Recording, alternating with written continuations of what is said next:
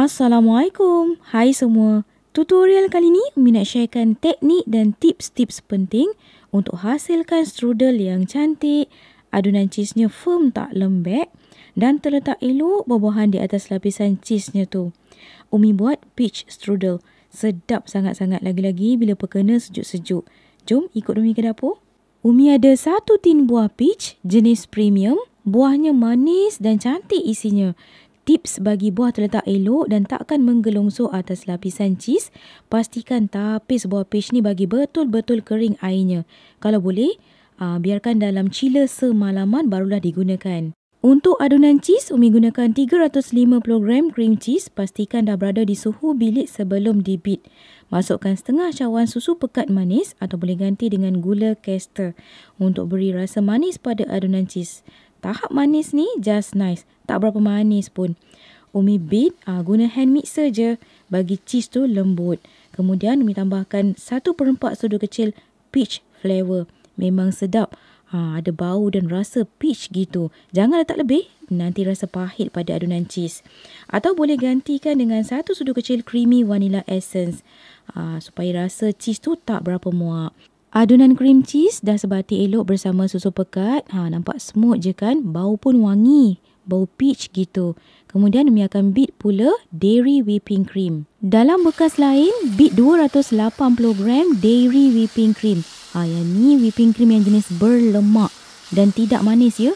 Ia rasa susu gitu. Kalau non-dairy tu, ia jenis manis dan tak berapa sesuai lah. Beat jangan lama, cukup sekadar firm peak dah memadai. Kalau overbeat, ia akan berketul dan cair semula. Whipped cream dah nampak kental dan gebu gitu. Terus transferkan di dalam adunan cream cheese tadi. Kemudian kaup balik sahaja gunakan spatula. Tak perlu beat gunakan hand mixer lagi. Sebab kita tak nak overbeat, nanti adunan whipped cream tu akan mula berketul dan cair.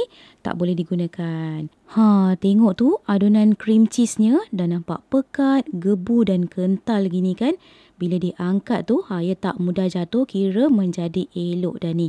Kemudian terus transfer di dalam piping bag. Tak perlu letak nozzle sebab kita akan gunakan 2 piping bag. Umi akan chillkan sekejap dalam chiller bagi cream cheese ni sejuk seketika dan lebih firm. Sementara tu boleh pecahkan 2 biji telur, ambil bahagian kuningnya sahaja untuk sapuan di atas pastry. Bila gunakan kuning telur ni, lagi cantik, shiny, berkilat je kita punya pastry. Untuk pastry bahagian bawahnya tu, Umi gunakan puff pastry dari Bake with Yan. Brand kawan pun sedap katanya. Kemudian untuk satu bahagian puff pastry ni Umi bahagikan kepada 4 bahagian. Sebab Umi nak buat saiz kecil-kecil gitu. Mini strudel. Pastikan puff pastry ni masih lagi sejuk tapi tak terlalu keras masa dipotong supaya mudah. Kemudian susun kemas di atas loyang pembakar yang telah pun dialaskan dengan parchment paper supaya mudah nanti kita nak angkat lepas siap dibakar. Kemudian anda cocok-cocokkan dengan garfu di atas pastry tu supaya pastry ni tak terlalu naik gelembung tinggi bila dibakar. Sebelum masuk oven, sapukan dengan sedikit kuning telur di bahagian atas pastry supaya lebih berkilat dan cantik hasilnya lepas siap dibakar nanti. Waktu ni dah boleh preheat dahulu oven.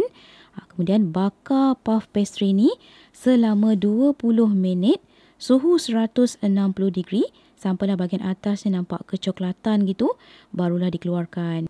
Untuk piping bag, Umi gunakan 2. Satu yang telah diisi dengan adunan cream cheese, potong bahagian muncung depannya, kemudian masukkan di dalam satu lagi piping bag yang telah pun diletakkan nozzle. Nozzle tu ikut anda nak buat bentuk apa pun, tapi pastikan besar sikit lah supaya mudah kita nak pipingkan. Dan tips paling penting, pastikan pastry telah pun disejukkan bagi betul-betul menyejuk, barulah pipingkan dengan adunan cream cheese. Buatlah bentuk apa pun. Yang ini buat corak bunga yang simple. Kemudian letakkan buah peach yang telah pun dipotongkan kepada bahagian yang lebih kecil di bahagian atasnya. Tips untuk buah tu tidak menggelongsor jatuh ke bawah. Pastikan buah peach tu betul-betul kering. Kalau agak-agak basah gitu kan, anda boleh lapkan dengan tisu dapur. Baru nampak cantik dan terletak elok. Kemudian Umi akan sejukkan sekejap dalam peti sejuk lebih kurang 10 minit sebelum dimakan. Sedap kena sejuk-sejuk. Okeylah, sekian sahaja dalam tutorial kali ni. Jumpa anda di episod akan datang dengan pelbagai lagi resipi-resipi menarik hanya di channel Umi Atiyah Atif Kitchen. Jangan lupa follow Umi. Assalamualaikum. Bye.